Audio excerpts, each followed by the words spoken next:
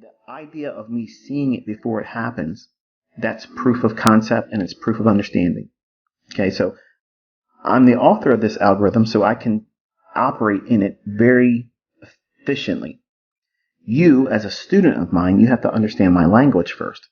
And then you go into the charts and you study with that language, and you'll be able to see repeating phenomena. And because you're able to do this in your own leisure, you collect these examples of hindsight movement with all of your annotations and your points of interest that you studied and see in your observations. Anywhere in a chart where it's empty space, you want to utilize that and have any kind of observation or encouragement to yourself. And you want to tell yourself in those commentaries that you saw this coming. Okay, and what this does is it tricks your brain. It's self-talk. Okay, it's one of the things that I actually used to overcome agoraphobia, which was the fear of being around other people, because I had extreme anxiety that started obviously from trading, because I built up this large image of myself.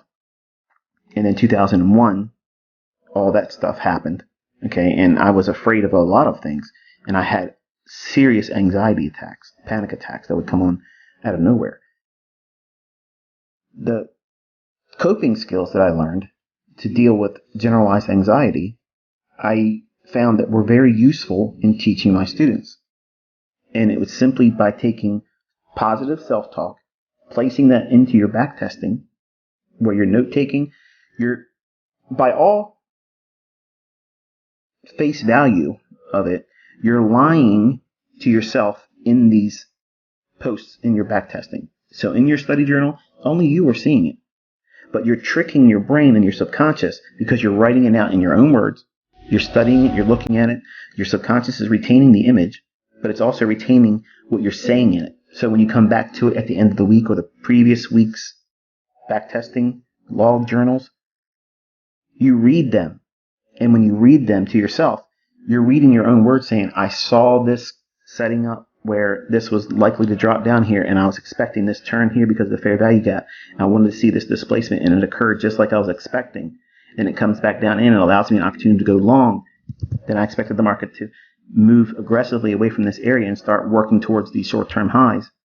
And I wanted to take something off above halfway, high to low. I want to take a premium profit scaling, and that's what that is there. So you're pouring yourself into the chart with your annotations for backtesting, and you're doing it in such a way where you're tricking your subconscious like you expected this to happen. And over time, when you do that, you're recording this subconsciously. You don't realize you're doing it, but by doing these things over and over and over again, it activates your reticular activating system. It's the same thing happens when you buy a car. You go out the next day, and all of a sudden, it seems like everybody else bought the same car. The only difference is you've been more sensitive to that because it's more meaningful to you. So these charts will take on that same characteristic when you make them more meaningful to you. How do you do that? You place your personality and your interest in the chart. So everything here, I'm giving you a narrative here. You would do the same thing, just typing it out and putting it in there, and then screen capturing it and storing it in your journal, or printing it out and putting it in your journal. Those things over time will start building on your subconscious as pseudo memories.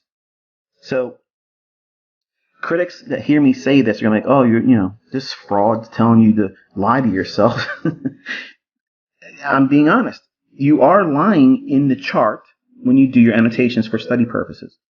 You're tricking your brain like you had experience seeing this happen. But because over time you're doing that, your subconscious will retain that, and when you start seeing it live, it will remember, hey, I remember that because I did that before, when you technically really didn't. But then now you have pseudo-experience.